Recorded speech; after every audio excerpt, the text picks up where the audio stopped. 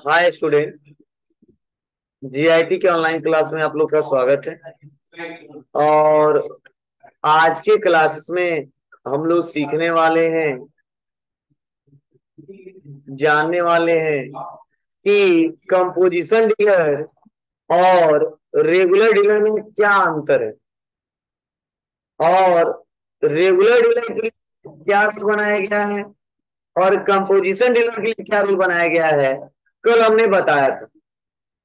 लेकिन आज हम लोग एक टेबल के माध्यम से उन दोनों को कंपेयर करके देखेंगे कि यह क्या, इसके लिए क्या फीचर्स है, कंपोजिशन के लिए क्या फीचर्स है और रेगुलर के लिए क्या फीचर्स है और कैसे टैक्स पे करेगा वो। तो चलिए, बहुत सिंपल रूल है, इसको एक एक करके स्टेप बाय स्टेप समझ रहे हैं। तो देखिए, देखो बताया जा रहा है, यहां ध्यान दो मेन स्क्रीन पे कि सपोज कंपोजिशन डीलर का जो व्यापारी मिस्टर ए है, समझे, और जो व्यापारी है वो मिस्टर बी है। आपको सर ये क्या मतलब है, कल पढ़ाया था ना। मतलब मिस्टर ए का रजिस्ट्रेशन किसमें हुआ है, कंपोजिशन डीलर में, और मिस्टर बी का किसमें हुआ है, रेगुलर डीलर में। इतना क्लियर है। अब देखो, कंपोजिशन डीलर भी परचेज कर रहा है 25,000 में कोई गुड्स, और रेगुलर डीलर भी गुड्स परचेज कर रहा है कितने में, 25,000 में। इसको बढ़ा लेना, जीरो कर लेना। और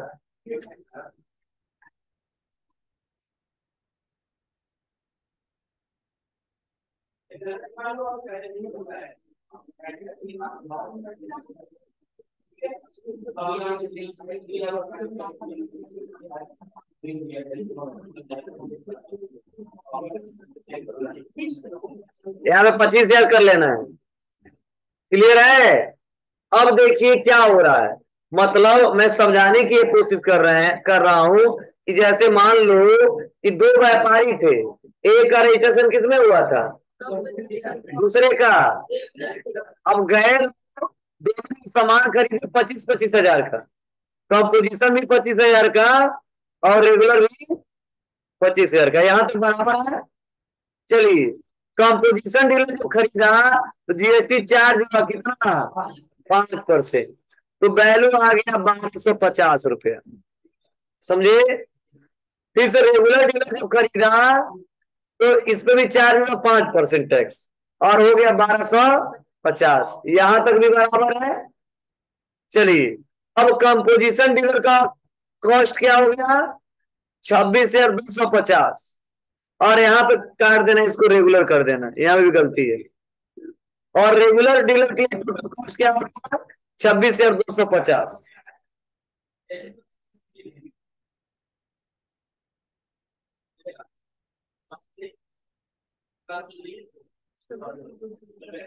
सभी लोग ध्यान, कंपोजिशन डीलर के लिए कॉस्ट क्या होगा, 26,250।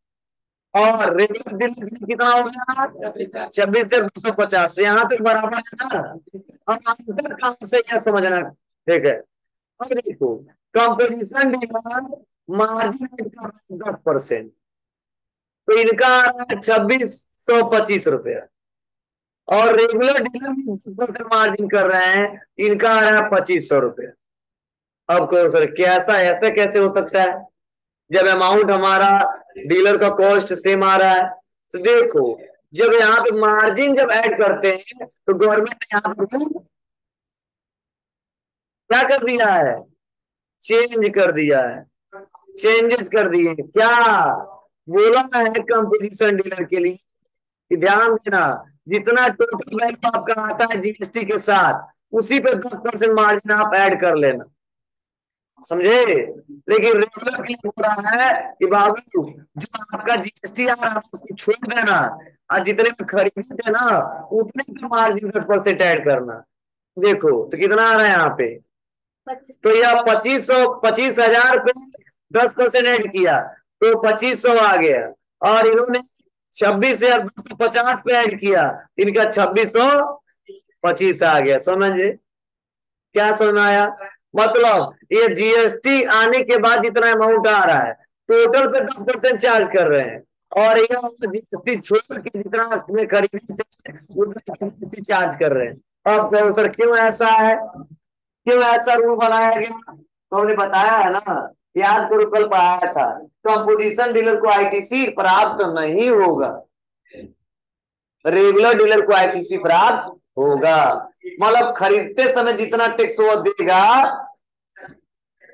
उसको आईटीसी प्राप्त होगा, वह गवर्नमेंट से क्या करेगा, क्लेम करके ले लेगा।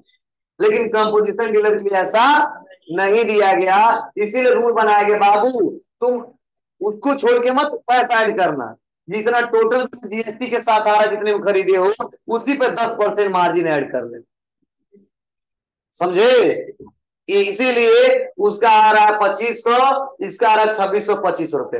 अब कहोगे सब सबसे अच्छा तो कंपोजिशन वाला है, कहाँ है यार? वहां पे 1250 रुपए तो उसको आईटीसी मिला है ना। बोलो, वो फिर से लास्ट में जब टैक्स जमा करने जाएगा तो गवर्नमेंट तो कहेगा ना इतना दिए और इतना लिए, इतना लीजिए। लेकिन कंपोजिशन वाला कहेगा क्या? नहीं कहेगा, बाबू जितना था उसको ऐड कर लिए हो, अब हमको हिसाब किताब नहीं देंगे, अब हम काटेंगे 1%। ठीक है, चलिए आगे बढ़ते हैं। अब देखो क्या हुआ है यहीं पे, यहाँ तो सुना है सबको, कोई दिक्कत नहीं है ना? चलिए अब थोड़ा सा और आगे बढ़ते हैं, और थोड़ा दिमाग लगाइए आप लोग को पढ़ा रहा हूँ भूल जा रहा है आप लोग को। अब देखो नेक्स्ट अगला है सेल प्राइस और डीलर कॉस्ट प्लस मार्जिन। तो देखो कितने में खरीदा था, 26,250। मार्जिन कितना ऐड किया, टोटल कितना आ गया, 28,875। जोड़ोगे तो इतना ही आएगा। अब देखो, अब बताइए सेल प्राइस निकालना है, तो परचेज कितने में किया था, 25,000, और मार्जिन कितना ऐड हुआ, 2500। तो टोटल देखो 27,500 आए। बताओ यहाँ पे आ गया 28,875, और यहाँ पे आ गया 27,500। तो परेशान मत होना, आगे बढ़ते हैं। कहा जा रहा है dealer tax GST tax composition dealer can not charge tax. मतलब कंपोजिशन डीलर टैक्स नहीं ले सकता। पढ़ाया था ना कल, टैक्स इसको करने का अधिकार इसको नहीं दिया गया है, टैक्स कलेक्ट करने का अधिकार इसको नहीं दिया गया है। इसीलिए देखो जीएसटी कितना होगा, 0 रुपया, मतलब एक भी पैसा नहीं। ठीक है, लेकिन यह जीएसटी चार्ज करेगा ना, तो यह 5% जीएसटी चार्ज करेगा, तब इस पे 5% जीएसटी चार्ज करेगा ना, तो ये बैंक में आ गया 1,375 रुपया। आज 1,375 कस्टमर का प्राइस कितना है इनके लिए, 28,875 रुपया। और जब कस्टमर प्राइस पे आएंगे रेगुलर पे, इनका भी आ जाएगा 28,875 रुपया। क्यों? क्योंकि 27,500 और 1,375 जोड़ तो 28,875 आ जाएगा। मतलब क्या समझे, एक आम यूजर मतलब एक कंज्यूमर अगर कंपोजिशन से खरीदता है तो उतना ही में मिलेगा, और कस्टमर मतलब रेगुलर से खरीदेगा तो उतना ही मिलेगा। मतलब ये व्यापारियों के सुविधा की सर्विस गवर्नमेंट ने दिया है। ठीक है, अब ये टैक्स कैसे पे करेंगे, बोलो? तो कहा जा रहा है जीएसटी पेबल 1% पे करेंगे, किसका, जो 28,875 आया है, तो कितना आ गया, 289। लेकिन ये जीएसटी कैसे पे करेंगे, tax payable tax liability minus ITC. तो कितना दिया, 1250। कितना लिया, 1,375। तो 1,375 माइनस 1250 कितना हो गया, तू समझे? ये जो यहाँ पे डिफरेंस 125 का आ रहा था, 125 को इन्होंने यहीं पे ले लिया था। बोलो, अरे यार देखो इनका कितना आ रहा था, 2500, इनका आ रहा था कितना, समझे?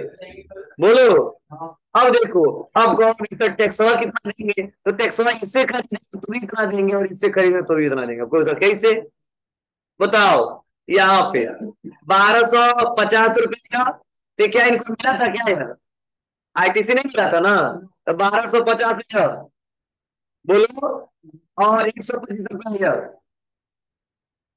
कितना हो जाएगा, 13,75, इतना ही, चाहे किसी से खरीदे उतना ही पड़ेगा। समझ आया? बस इसीलिए हम टेबल से समझाए हैं जिससे आपको क्लियर हो सके।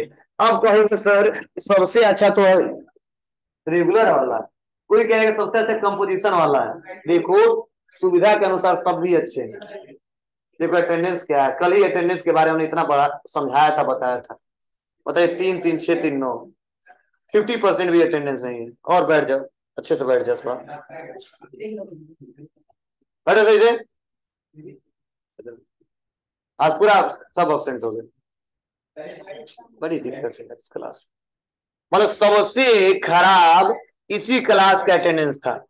कितना, जब संख्या अच्छा रहता तो, मतलब 2 लड़के हैं, हम जानते हैं 2 ही लड़के, तो 2 से 5 दिक्कत नहीं हमको। जानते हैं 2 से 5 है तो दुख होता है। जब 2 से 5 दिक्कत नहीं, 2 ज्यादा लाए। जब 10 में 5 बात है तब दिक्कत होता है कि क्या बात है, समझ में नहीं आ रहा है, क्या रीजन नहीं आ रहा है सब। हम पढ़ाना तो हमको उतना ही है। चलिए तो हमने कंपेरिजन करके बताया। अब नेक्स्ट आगे बढ़ते हैं। और हाँ आएगा, क्यों चला गया। और उसके बाद से अब जानते ही इनवॉइसिंग के बारे में। मतलब ये तो हमने बताया कि जीएसटी में रजिस्ट्रेशन कराएंगे तो कौन कौन से डीलर मिलेंगे, क्या उसका रूल है। अब हम लोग पढ़ने वाले हैं कि कौन सा डीलर कौन सा इनवॉइस इशू करेगा। ठीक है, तो पहले तो ये समझिए इनवॉइस होता क्या है। तो देखो, जब कोई व्यापारी किसी गुड्स को सेल करता है तो एक इनवॉइस इशू करता है। क्या करता है जी, इनवॉइस इशू करता है। ठीक है, अब उस इनवॉइस पर आता है कि किससे माल हमने सेल किया है, मतलब बेचा किससे है। मान लो किससे बेचा है, आरके ट्रेडर्स से। क्या क्या बेचा है, तो कीबोर्ड बेचा है, माउस बेचा है, प्रिंटर बेचा है। टोटल कितने रुपए का बेचा है, वह अमाउंट समझे। मतलब उस इनवॉइस पे यही तो रहता है कि किससे माल हमने बेचा है, टोटल क्या क्या बेचा है, कितने रुपए का बेचा है, जीएसटी कितना चार्ज हुआ है, वो किसमें मिलता है जी। समरी निकालने के लिए क्या था, नहीं समरी नहीं करना इसे, ये इनवॉइस मतलब देते हैं हम लोग, ठीक है ना। तो इनवॉइस अब कहा गया है कि जो दोगे, तो जीएसटी में 2 टाइप्स के इनवॉइस है। अब कब कौन सा इनवॉइस इशू होता है, वही रूल हम समझने वाले और जानने वाले हैं। तो चलिए ये क्लियर है किस इनवॉइस में क्या क्या होता है। ठीक है, मतलब पूरा डिटेल रहता है उस पार्टी का जो खरीद रहा है और जो बेच रहा है। ठीक है जी, ये क्या कर दिया हमने, हाँ ये कहाँ से उल्टा हो गया। गजब दिया है। हाँ आप बताओ, ठीक है।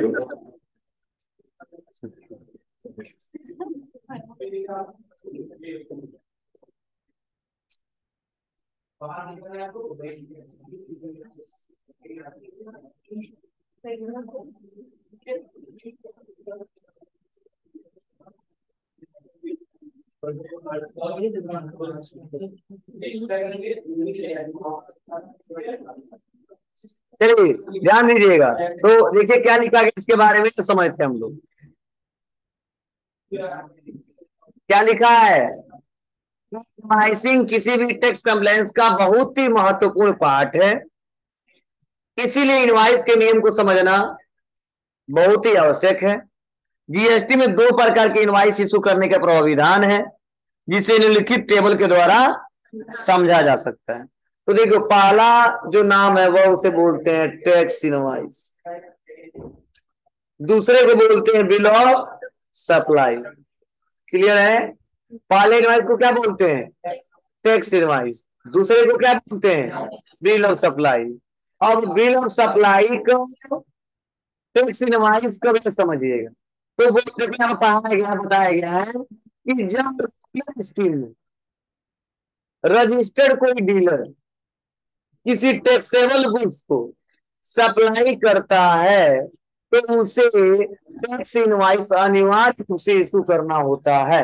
क्या समझे, ऐसा बिजनेसमैन जिसका रजिस्ट्रेशन जीएसटी के, इसमें जीएसटी के रेगुलर स्कीम में हुआ है। किसमें हुआ है? रेगुलर स्कीम में हुआ है। और वह गुड्स बेच रहा है या जो सर्विस बेच रहा है, अगर उस पर टैक्स चार्ज हो रहा है, टैक्स ले रहा है, तो उस बिल पे क्या लिखा रहेगा?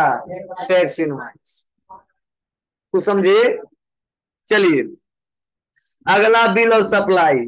बिल ऑफ सप्लाई लिखित दो कंडीशन में इशू करना होता है। पहला, जब रेगुलर डीलर के द्वारा किसी एग्जेम्प्टेड गुड्स को सप्लाई किया जाए, मतलब ये रेगुलर डीलर जो गुड्स बेच रहे हैं, सर्विस बेच रहे हैं, इसमें 21% जीएसटी नहीं है, उसे बोलते हैं तो बिल पर लिखा रहेगा क्या?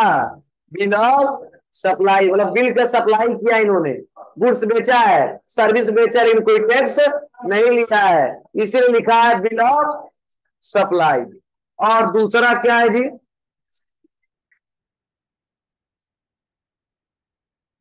दूसरा क्या है कि जब कंपोजिशन डीलर के द्वारा गुड्स सप्लाई किया जाए, मतलब कंपोजिशन डीलर चाहे टैक्सेबल गुड्स को बेचे और चाहे एग्जेम्प्टेड गुड्स को बेचे, दोनों ही कंडीशन में क्या होगा? बिल ऑफ क्या? सप्लाई। समझे? चलो अब हम सामने आके समझा रहे हैं। देखो, क्योंकि जानते हैं बैठे बैठे थोड़ा सा दिक्कत होती है आप लोग।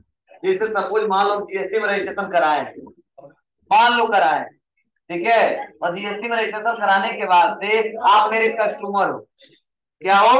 आप मेरे कस्टमर हो और मेरे पास आप दौड़े दौड़े आए, ठीक है, और आप हमसे कोई गुड्स खरीदे, तो जो गुड्स हम बेचे तो उसके साथ टैक्स भी हम चार्ज किए, और जीएसटी में उस गुड्स पर टैक्स चार्ज है, तभी तो हम टैक्स चार्ज करेंगे। नहीं तो करेंगे? नहीं करेंगे। उस जीएसटी में टैक्स चार्ज है मान लो 12%, तो हम टैक्स लेंगे भी। बोलो, जब दिए तो लेंगे कि नहीं लेंगे? रेगुलर डीलर हूं मैं ना, तो मैं लूंगा, ठीक है। तो जब मैं टैक्स लूंगा तो वहां तुम इनवॉइस को जब प्रिंट करके दूंगा, उस इनवॉइस के मेन हेडर पे लिखा रहेगा टैक्स इनवॉइस। समझे? लेकिन आप मेरे पास आए और ऐसे गुड्स को हम बेचे तो 21% टैक्स चार्ज ही नहीं, तो क्या हम टैक्स चार्ज लेंगे आपसे? तो उस बिल पे लिखेंगे बिल ऑफ सप्लाई, मतलब हमने सप्लाई किया है, केवल कोई टैक्स चार्ज नहीं किया। क्लियर है? चलो, अब मान लो हम कंपोजिशन डीलर, तो कंपोजिशन डीलर के लिए कहा गया है कि चाहे वो टैक्सेबल गुड्स को बेचे, चाहे एग्जेम्प्टेड गुड्स को बेचे, उस बिल पे रखा रहेगा बिल ऑफ सप्लाई। ऐसा क्यों? क्योंकि हमने बताया है कि कंपोजिशन डीलर टैक्स चार्ज नहीं कर सकता है, और इसीलिए उस बिल पर लिखा रहेगा bill of supply, tax invoice नहीं लिखा है। समझे? आपको सर कैसे लेता है? उसी रेट पे जोड़ लेता है वो, और क्या करता है, कस्टमर पता नहीं चल पाता रियल में ले रहा है कि नहीं ले रहा है, वो ले लेता है, ठीक है, लेकिन बिल पे नहीं लिखा रहता टैक्स इनवॉइस। क्लियर है? बोलो। नहीं, नहीं क्लियर है ना बाबू? चलिए आगे बढ़ते हैं। और लास्ट, अब चलो इस टेबल को समझ लेते हैं। देखो क्या टेबल में समझाया गया है। देखो यही जो हम समझाया ना, यह टेबल से समझाया गया। क्या? Types of dealer, types of goods, types of invoice. तो कह रहा है रेगुलर डीलर किसी टैक्सेबल गुड्स को क्या करता है? सप्लाई करता है, तो क्या इनवॉइस इशू होगा? Tax invoice. जब रेगुलर डीलर किसी एग्जेम्प्टेड गुड को सप्लाई कर रहा है तो क्या होगा? Bill of supply. जब कंपोजिशन डीलर किसी टैक्सेबल गुड्स को सप्लाई कर रहा है तो बिल ऑफ सप्लाई। जब कंपोजिशन डीलर किसी एग्जेम्प्टेड गुड को सप्लाई कर रहा है तो बिल ऑफ सप्लाई। मतलब बिल ऑफ सप्लाई कितने कंडीशन में? दो कंडीशन में। जब रेगुलर डीलर किसी एग्जेम्प्टेड गुड्स को बेचा जाए तब बिल ऑफ सप्लाई, और जब कंपोजिशन डीलर होगा, चाहे टैक्सेबल बेचा जाए चाहे एग्जेम्प्टेड बेचा जाए, बिल ऑफ सप्लाई। क्लियर है? बोलो, यहां तक किसी को कोई दिक्कत नहीं है ना? चलो, अब बीच में यह बाकी है, यह इसको भी समझा दें, खत्म हो जाएगा। ठीक है, चलिए अब लिखा गया है कॉपी ऑफ इनवाइसेस, मतलब इस इनवाइस हम समझ गए कि कब कौन सा इनवाइस जनरेट करना है, बनाना है, लेकिन अब किस इनवाइस का कितना कॉपी बनाए हैं यह मैटर करता है। तो देखो बताया जा रहा है कि सप्लाई ऑफ गुड्स, और यहाँ पे सप्लाई ऑफ सर्विस, मतलब गुड्स जब बेचेंगे तो कितना इनवाइस इशू करेंगे, कॉपी बनाएंगे, और जब सर्विस बेचेंगे तो कितना कॉपी बनाएंगे। तो क्या बताया जा रहा है, गुड्स के कंडीशन में कितना, तीन, एक ओरिजिनल, एक डुप्लीकेट, एक डुप्लीकेट। और सर्विस के कंडीशन में ओरिजिनल और डुप्लीकेट। क्या मतलब है, इसका क्या मतलब है बताइए। तो देखो गुड्स के कंडीशन में क्यों तीन समझो, तो पहला बताइए issue for receiver, recipient of goods, मतलब किसको इशू करते हैं, जो रिसीवर है, जिसको गुड्स जो रिसीव कर रहे हैं, ठीक है, जो माल खरीद रहे हैं, पहला उनको दे देते हैं duplicate copy. Issue for transporters, जो माल को लेके जाता है, दूसरा कॉपी उसको दे देते हैं। और duplicate copy return by the supplier, जो माल बेचता है उसके पास रहता है। अब कहो सर क्या मतलब समझ में नहीं आया, देखो एक व्यापारी है जिसका व्यापार कहाँ है, पररौना, और दूसरा व्यापारी है इसका व्यापार कहाँ पे है, गोरखपुर। तो आप बताइए, पररौना वाले ने गोरखपुर वाले से माल खरीदा, तो गोरखपुर वाले ने क्या किया, सेल किया। तो आप बताइए इस सामान को यहाँ पे भिजवाएंगे ना, या ये खुद लेके जाए, या ये भिजवाएं, तो किसका सहारा लेना पड़ेगा, ट्रांसपोर्ट का। तो आप बताइए तीन कॉपी रहेगा तभी तो काम चलेगा, मतलब क्वेश्चन है, लेकिन उसका कॉपी, तो फोटो कॉपी कराने जाते हैं तो कितना कॉपी बना दें, एक ही को आता है ना, उसका चार को कॉपी निकाल देता है। कुछ प्रिंट कराने जाते तो क्या कहता है, कितना कॉपी निकाल दें, तो कहते पैसा बताइए तो एक कॉपी का कितना लेंगे, तो 10 रुपए लेंगे, तो ना एक ही को छापिए, ठीक है, और तो सस्ता पड़ रहा है चार को निकाल दीजिए, समझे। तो जब भी हम लोग क्या करेंगे, जब हम सेल करते हैं और गुड्स सेल करते हैं तो तीन इनवाइस बनाएंगे, मतलब एक इनवाइस बनाएंगे, तीन कॉपी बनाएंगे उसका। पहला किसको देंगे, जो माल खरीद रहा है, परचेज कर रहा है। दूसरा किसको देंगे, जो सामान लेके जा रहा है, ट्रांसपोर्टर। और तीसरा किसके पास, जो बेच रहा है उसी के पास रहेगा, समझे। और अगला सप्लाई ऑफ सर्विसेज, तो सर्विस को सप्लाई कर सकते हैं कितना कॉपी, कौन कौन, केवल इसमें दो, बताइए क्यों इसमें दो, क्योंकि हम सर्विस को गाड़ी में लाद के नहीं लेके जा सकते। बताओ हम पढ़ा रहे हैं तो गाड़ी में लाद के तो आपके घर भेज देंगे कि जाओ पढ़ा देना गाड़ी वाला, नहीं ना। मतलब इसको, ये जो सर्विस है जो हम दे रहे हैं वो क्या है, इसको कहीं ट्रांसपोर्ट में लाद के नहीं लेके जाया जाएगा। एक लेने वाला है और एक देने वाला है, जैसे हम सर्विस दे रहे हैं और आप सर्विस ले रहे हो। तो इसका बहुत अच्छा एग्जाम्पल है और आप लोग हमेशा करते हो। आप बताओ एक महीने में पढ़ाता हूँ ना, आप फीस जमा करते हो, तो सर सोनू सर रसीद बनाते हैं, सर रसीद बनाते हैं तो कौन सा कॉपी तुमको देते हैं, ओरिजिनल वाला। कार्बन कॉपी वाला क्या करते हैं, अपने पास रखते हैं, मतलब सर्विस लिए तो ओरिजिनल वाला हम आपको देते हैं फाड़ के, और उसका कार्बन कॉपी किसके पास रखता है, हमारे पास रहता है जिसने रिसीव किया है। इसीलिए सर्विस जब बेचते तो दो इनवाइस बनते हैं, कौन कौन सा, जी ओरिजिनल और डुप्लीकेट। ओरिजिनल किसके पास, जो रिसीव करता है सर्विस, और डुप्लीकेट किसके पास, जो देता है। तो हमारे यही तो होता है, जब जमा करते तो ओरिजिनल कॉपी आपको फाड़ के देते हैं, कार्बन कॉपी मेरे पास रहता है। कभी किसी कारण से इशू आ जाता है तो मिलाते हैं, तो अब रसीद लेके आना, क्यों नहीं चढ़ा है, चढ़ा है तो क्यों ज्यादा कम चढ़ा है, ठीक है। तो जब नहीं लाते तो नहीं चढ़ पाता है, लाते तो वही रिकॉर्ड चेक करके चढ़ा दिया जाता है। बोलो क्लियर है। तो यहाँ तक हमने पढ़ाया, कल से हम लोग टैली सॉफ्टवेयर पे काम करेंगे, क्योंकि इसके बाद जो भी मैटर है ना वो सब टैली सॉफ्टवेयर पे काम करेंगे तो समझ में आएगा, समझे। कल से हमारा अकाउंटिंग सॉफ्टवेयर स्टार्ट होगा, अभी तक अकाउंटिंग पढ़ रहे थे, अब हमारा स्टार्ट होगा अकाउंटिंग सॉफ्टवेयर। तो डेट देखो जी, कितना दिन पढ़ाए हैं, देखो तो थ्योरी पूरा कितना दिन पढ़ाए हैं, डेट बताइए जब चालू किए थे टैली।